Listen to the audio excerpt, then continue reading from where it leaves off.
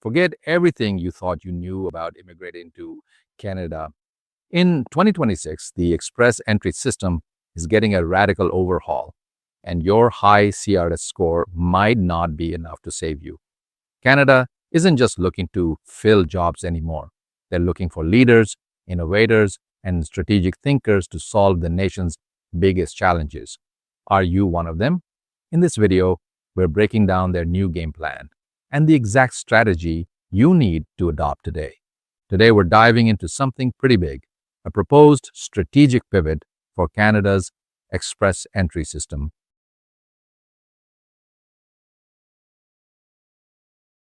We're talking about changes for 2026 that could totally reshape who gets an invitation to come to Canada.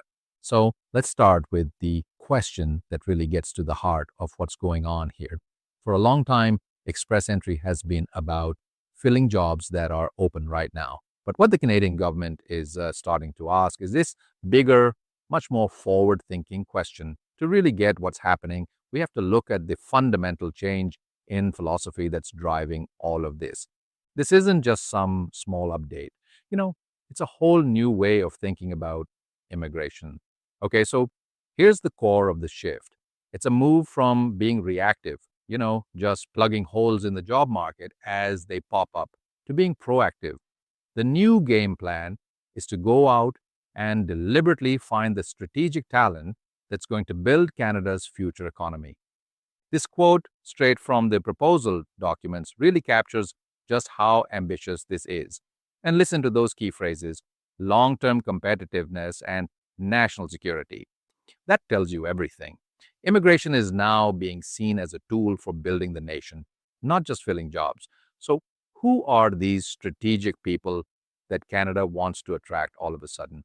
Well, let's get into the centerpiece of these new proposals, a brand new category that's all about leadership and innovation.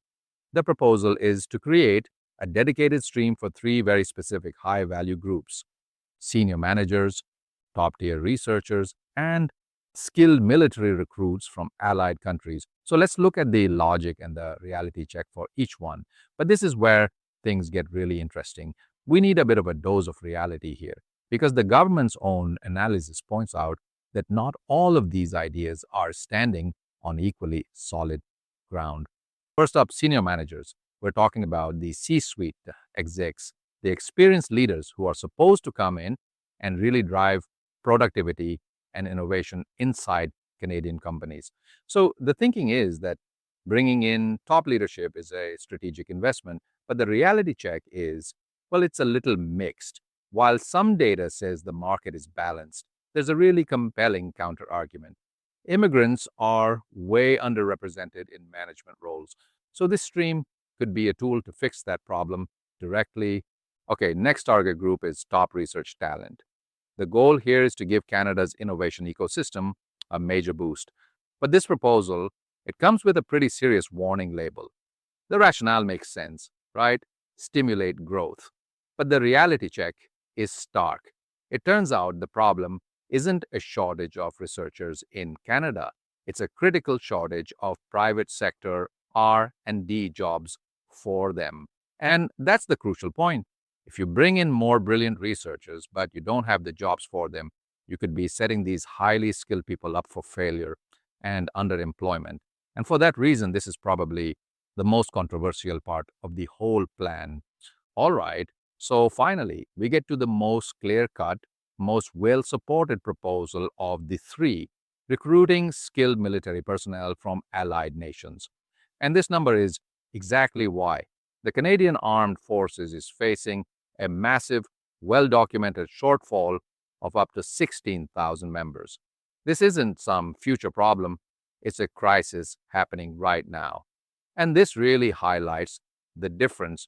Unlike the researcher stream, where the data was a bit shaky, the evidence here is overwhelming. This proposal is a direct response to a national security need, making it a super targeted, logical solution. Now, it's just as important to understand what isn't changing. These new ideas aren't just wiping the slate clean, they're actually building on top of a system that's already got a pretty solid foundation.